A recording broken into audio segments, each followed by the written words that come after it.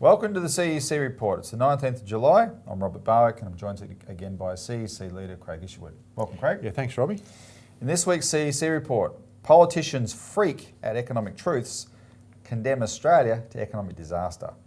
And the 50th anniversary of Apollo 11, the economic imperative for Australia to go to space. Before we begin, Craig, as usual, what we cover on the show, we publish in our weekly Australian Alert Service magazine. So we can't do justice on all these topics in the time we have on the show. If you want to know more, call in on our toll-free number and get a copy of this. And especially this week's issue, which has a lot on the space subject that we'll discuss at the end, right? Because it's definitely worth celebrating. But we're a bit short of time today because we've got fit to get through, so let's get into it. Politicians freak at economic truths, condemn Australia to economic disaster. The trip I took to Western Australia that we talked about last week on the show, where John Adams and I were driven around by Barry Mason through Mandurah, and we did a show on it called The Economic Massacre of Mandurah on the John Adams Martin North channel, Interest of the People, which I really urge viewers to watch. That's had a huge reaction. It's like we've come in from the east to comment on their situation, looking at it through the eyes of people from the east. We said that. We said, look, we're looking at it from the standpoint of what's happening in Mandurah and WA more generally was happening in Melbourne and Sydney, the financial system would be toast. Well, Robbie, I was born and raised in Western Australia, so it's not all focused on the east. No, that's right. I understand Mandurah used to be a really sleepy little town for many, many, many years. And what happened was it led the boom. Yes. And now our point is it's leading the bust. Yep. Right? So that's the main point of it. The thing is, though, there's been two types of reactions. It's been welcomed by the general public over there. We've had nothing but positive feedback from normal people saying, finally, you're saying what we're experiencing, not just on housing, but on the economic decay and social decay that goes with that, including the drug problems, etc., in the area, unemployment. But the politicians, Craig, have freaked. So you've had in this, the 17th of July Mandurah Coastal Times, you had this front page, Mandurah's reputation battered as our city cops status of worst case scenario. The sky is falling, special report. And then over there on the pages 4 and 5, there's a report on the show that I did with Martin North and John Adams. And then you got doomsday economists out of order and attacks from the mayor, the local Labor Member of Parliament and the local federal Liberal Member of Parliament. So the state Labor Member of Parliament and the federal Liberal Member of Parliament. The problem is for their message is this section of the newspaper, the numbers at a glance, housing, renters, insolvency, unemployment, all back up what we were saying. And even the front page of the newspaper, just the headlines on the side, fast food break-ins, stores hit, just talking about the huge problems that are in Mandurah as a result of this economic decline, right? I'll give you one example. I want to play this clip from a local shop owner who is he owns a sports store in Mandurah. He was interviewed on 6PR to talk about the fact he'd been broken into the day before, and it went on to more general comments about the state of Mandurah. He cited this show that was done to say, look, these people came over from the east and they said it as it is. Listen to him say that. So this is part of the problem that we're talking about. This is a social problem that we're now starting to head into. You know, we're being economically strangled. So I'm not sure if you're aware, but, 41% of Mandurah households or postcode households of 6210 have they're either underemployed or unemployed. That's 41%. So then you've got... Can you tell me where you're seeing that figure, just in case anyone wants to challenge it? Okay, so that was given to us through some analysts that actually put up on YouTube just a couple of days ago, the economic massacre of Mandurah. You can search it on YouTube, you'll find it up there, and you'll find they've gone and been very thorough in their analysis. They work with the ABC, they work with a number of other government bodies. These guys are not amateurs, these are professionals in their field. Yep. So I certainly don't have any reason to doubt what they're saying, and we're seeing exactly what they say as fact in this town. So if we go back to the situation of underemployed or unemployed, 41%. So Craig, he specifically confirmed that that what we said is what he sees every day. But what did the politicians say? Well, the one I'll quote is Andrew Hastie. He attacked the show, he called it over the top. And here's the problem with Hastie saying that. I've met Andrew Hastie, Craig. He wanted to talk about the housing crisis. Yeah. And he made it clear his interest was personal because he lives in Mandurah, right?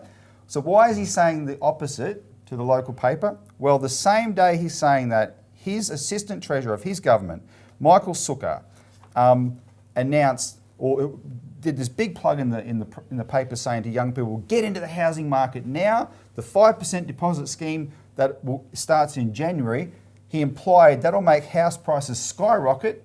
He said, chance it now, get in now, and you'll be able to get in before it skyrockets, and you'll have an even better deal, right? That's what. So these politicians, they're either in denial, or the more important point is they're being dishonest to the public because they are trying to do one thing: get prices going up again. And the reality we talk about, they're worried is going to talk it down, right? Here's the thing: they don't want a solution. That's not a solution. Isn't the real solution here is to let prices come down, but do something orderly about the debt? Well, that's the problem, Robbie, is that we're in a bubble, right? And when you're talking about housing prices, houses should never have been part of speculation which have been made. So if you look at a house price, they should have been historically something about 3 times the median wage, right?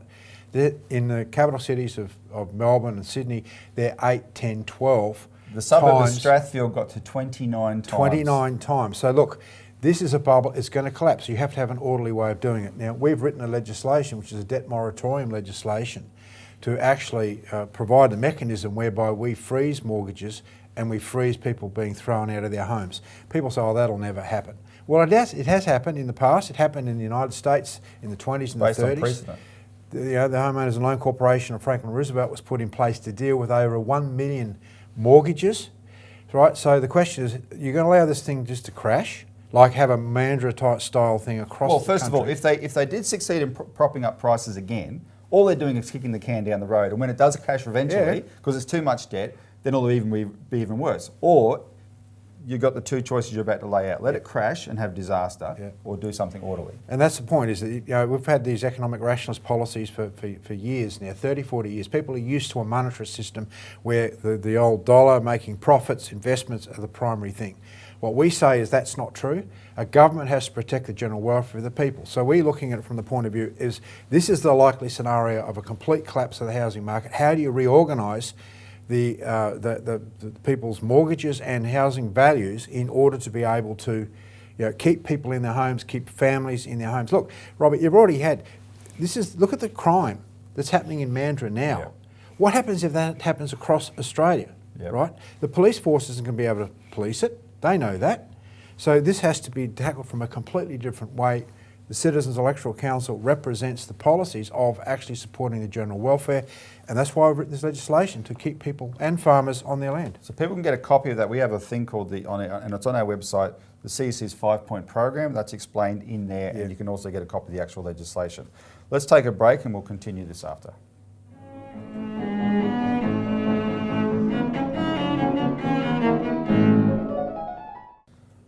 Welcome back to the CEC Report, where we're discussing politicians freak at economic truths, condemn Australia to economic disaster. Now, what we discussed before the break, which is these politicians like Michael Sukkar, they're talking about get into the market now, because they want to pump it up.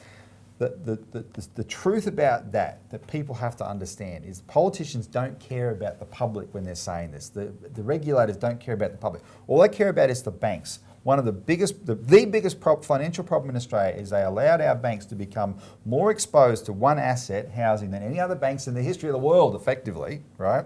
And so as it wobbles and goes down, the banks are in trouble. Now, so this is what the system has done. That includes the government, includes the regulators, etc. This week, Graham Samuel released his capability review into the bank regulator, APRA, and the whole thing is a sham. Now, there's some truths in there that are always in these things, but in general, in terms of the real stuff, it's a sham. So the headlines call it a scathing attack on APRA's culture and those sort of things. But at the core, it's a whitewash of the fact that APRA has not regulated this risk the banks have, Craig. It's just not only has it whitewashed that, it's praised APRA as, quote, an impressive and forceful regulator in matters of traditional financial risk. No, it is not. And yesterday's Australian newspaper quoted both our friend Dr. Wilson Tsai and the economist Stephen Keen on the fact that APRA's given credit for keeping the banks solvent for the last, where all they did is create a credit bubble through housing, right? And that's what we're paying for now. Anyway, I asked the economist Philip Seuss about this from Aleph Economics. I asked him to I'm going to play 2 clips. I asked him to comment on the Mandurah story, because he knows West Australia very well, and what it means specifically for the banks. So look at this clip. So you've seen the show that John and Martin did, which I appeared on in the Interest of the People, which I recommend people watch on the Interest of the People channel. It's called The Economic Massacre of Mandurah. Just give us your general impressions of what you saw. Well, I've been to Mandurah, Perth, all throughout WA numerous times over the years. And all the way into up to the GFC, Mandurah was boom times. According to the famous Demographia report, Mandurah was the 3rd most unaffordable region in Australia at the time. And then when the GFC hit, something cracked and it never quite recovered. And the mining boom held it up for a while through to 2012-13. And from there, it just came basically off a cliff. Yep. Prices and rents have come down by 1/3. Population inflows have weakened. It's very much a retirement town. But for as long as those fly-in, fly-out workers came in and spent, things were pretty good. And now it's over the last 5 years, things have taken the tumble for the worse. Now, it's 30% down in nominal terms, but it's even worse in real terms, right? That's Explain that difference. Well, it's the difference between nominal and real is just the adjustment you make for inflation, which is typically positive, around 2 to 3% per year. The thing about Perth and Mandurah during the times of the mining boom was that inflation was actually quite higher due to the much stronger wage growth and a lower unemployment rate. But now that's certainly not the case anymore. So it's about 40% down in real terms in Mandurah, and all of WA, which is roughly about 20% down nominally, is actually about 30% down. That's right.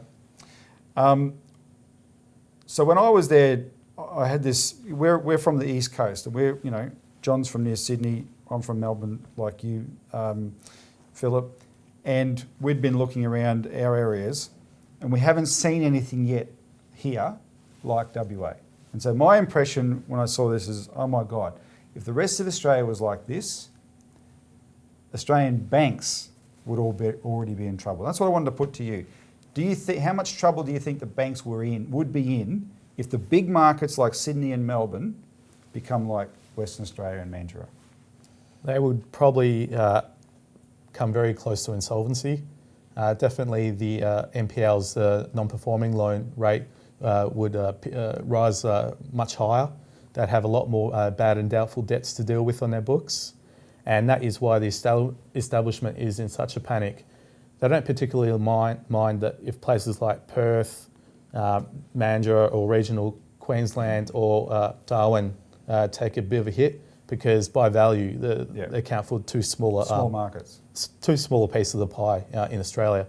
But overwhelmingly, Victoria and New South Wales, or Melbourne and Sydney, account for just over 2/3 of all value of all property in Australia. So this is where the action is. And that's why the establishment is now gone all out with APRA making its changes, RBA cutting. And don't forget, the RBA is already engaged in QE. Yep. It's targeting bank funding costs. And soon it's going to move over to targeting government treasuries. And then it'll move over to targeting the bank's ABS and RMBS securities, even more so than they've done, to try and force down the yields and the funding costs in order to lower the mortgage interest rates. So they would, when you say targeting those things, that these are asset-backed securities and residential mortgage-backed securities, the RBA would let the banks sell those to them so they can inject more money into them. Pretty much, and by doing that, by purchasing them en masse, they can lower the yields. Yeah. And the intention is to try and lower the mortgage interest rate to try and get more lending happening. And then I got Philip to explain how banks cook their books. Here's an example of that was brought to his attention, and they do this to pretend their risk is lower than it is. So watch this important clip from the interview.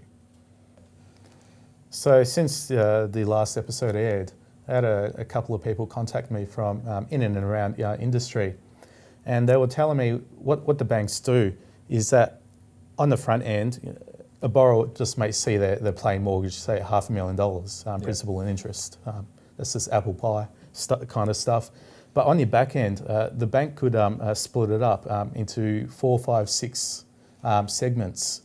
And the purpose for this is to basically hold down the loan-to-value ratios and to also originate more interest-only loans, but to then disguise them as principal and interest. Right. So, for instance, if you had, say, $1 million mortgage, you had at the front end, it just looked like one plain mortgage, but on the back end, they've cut it into 4 segments. The first segment is a $700,000 interest-only loan, and then you have the last $300,000 cut into 3 portions of principal and interest, so 3 P&I mortgages. But because the bank then uses an unweighted LVR methodology, there are, by LVR, that's 75% principal and interest and only 25% interest only. Right. And so to the borrower and also to the data they provide to the regulators, the credit rating agencies and auditors, it seems like a standard principal and interest loan. Well, so okay. In case people missed that, just to interpret it, because this is what unweighted means. There's 700,000 and $1 million is divided into one lot of 700,000 and 3 lots of 100,000. Yep. But that's 4 parts. And they can use an unweighted average where they claim they are 4 quarters of the mortgage. Yep. And present their figures to the regulators and their own. They're fooling themselves. We discussed this last time. They're actually fooling themselves if they're doing this, right? But this is the sort of trick, and it's clearly fraud. I mean, what other intention is there? This is the sort of trick they're prepared to resort to just to pretend their books are better than they are. Well, with the onset of neoliberal privatisation deregulation since the 80s, the banks have had a long time to optimise their mortgage systems to produce the outcomes they want. Yeah. So Craig, what Philip's just gone through is an example of how under the current APRA regime, regulation is way too complex and it's based on all these knobs and levers of capital requirements and stuff. How can we simplify regulation so the banks can't game them like that? Well, Robbie, we've got to introduce Glass-Steagall, and then this is our legislation here, Robbie. It's 14 pages. It's not complex, and what it does is simply separates out the retail banking or the commercial banking activities from all the speculative merchant banking, investment banking activities. It breaks up the banks and gets rid of the insurance houses, the stockbroking houses that are stuffed in these banks today. So what it does is simplifies banks down to being boring old banks, and that's what we need in this system. Yep. People can speculate and they can use investment banking. We're not saying you don't have investment banks if you don't want them, but the rules are different. They don't have access to people's deposits. If you've got deposits, you can't do any of that stuff. That's right. And that's better than all this that's the super definition technical stuff. of our legislation. That's simple. Yep. But again, this flies in the face of 40 years of monetarist policies, of the policies of economic rationalism, of breaking down the economy, selling off assets. So it's completely the opposite direction, but it's the only solution that's going to work. Yep, okay. Thanks, Craig. Let's take another break.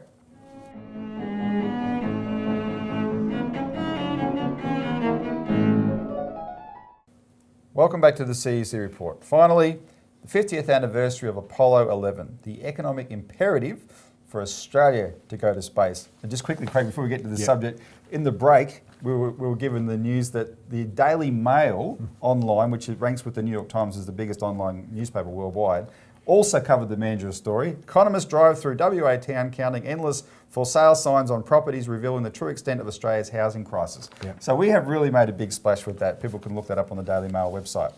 So let's get on to something far more elevating, which is the space program. Tomorrow, Saturday, or US time Saturday, That is when Neil Armstrong, the 50th anniversary of Neil Armstrong landing on the moon. This is mankind's greatest achievement. And it came out of something actually evil. The Nazi rocket program, V-2 rockets, which my grandfather experienced bombing London when he lived there in the Blitz in World War II, right? They took that technology and they used it for peace and created the space program. Incredible thing. We're saying we should, this is good for the economy. Explain, Craig, how space exploration, which some people might just think is a big bill of money, explain how it's a science driver for economic growth. What you're dealing with in space exploration is you have to overcome all sorts of problems because you're dealing with trying to understand how the universe actually works. So what you do is you make discoveries of how the universe works. You make discoveries of new technologies, and those technologies then can be played back into the economy. And what you see is an increase in the capacity of that economy to support the populations around the world. And that's what's happened with the space program. So, for every I think it's every cent spent, there was 10 cents returned to the economy because of this process. Through better technologies. Better technology and breakthroughs. Australia got in on the ground floor. I think we were the third country to launch a satellite from our own territory. But after the 70s, they just stopped funding it. And we've done very little since then, but you've looked at Andy Thomas. Some Australians have participated. Yeah, I know, Robbie, we published, and it's online, people can get it. It's Australia's Blueprint for Economic Development. It's our development program for Australia. It goes through water projects, nuclear power, it goes through all that high-speed trains, high-speed shipping. Now, in there we also talk about Australia actually has to have a space program. And we interviewed Dr. Andy Thomas, who's I think one of our most famous astronauts because he spent 130 days on the Mir space station and he was participated in at least 2 space shuttle missions. And he goes through and he's called for a space agency, serious space program. We actually have the geographical advantages here in Australia, particularly in Cape York. Because you want to be near the equator, and Cape York is a really good position. But see, Robbie, this gets back to the sense that Australia has to get out of its colonial mentality. Yeah. We have an enormous country here we can develop. If we embrace the idea of a science driver like Kennedy did with the space program, not just for space, but for everything else, we can transform this economy, we can create high-paying jobs. We can have high-speed rail systems like maglev systems or high-speed rail systems for freight all over this country. So instead of just digging up dirt and sending it overseas, we could actually use it here to elevate our economy much higher than just a quarry. Robbie, you've got to get out of the colonialist mentality. If Australia wants to become a sovereign nation, we're not a sovereign nation right now. We don't have control of our banking system. We aren't developing our country like the way we should. But if we were to grab hold of the idea of developing our country, accelerating a science driver, and then have our politicians actually support the idea of a science driver economy, this place could be transformed in a very short period of time. And Robbie, we wouldn't have the drought problems that we now have in the centre of New South Wales, where you've got 4 or 5 towns running out of water, when a lot of that water, for example, up north, is running out to sea. Yeah. The Bradfield scheme, which we go through in here, would solve that problem. You might have run a few pipelines from it across to these particular towns, but that would give an unending amount of water for those towns. So in other words, let's solve the problems, right, and do it in a high technology way. That's just the quick, solution. One thing I want to mention just briefly, people could look it up, we won't have time, but fusion technology, if we can ever develop it and master it, can really transforms the Earth because it solves all energy needs. We've been calling for Australia to go nuclear for a long time. Yeah, this is our newspaper, New Citizen. Again, it's online too. Australia must enter the nuclear age. If people want to understand more about nuclear power, go on there onto our website. And we could mine an element of the moon called helium-3 that can help do that for us. Yes. One shuttle space load fuels the United States for a whole year. That's right. But Craig, we're out of time. Thanks very much. Yeah, thanks to the listener. Tune in next week.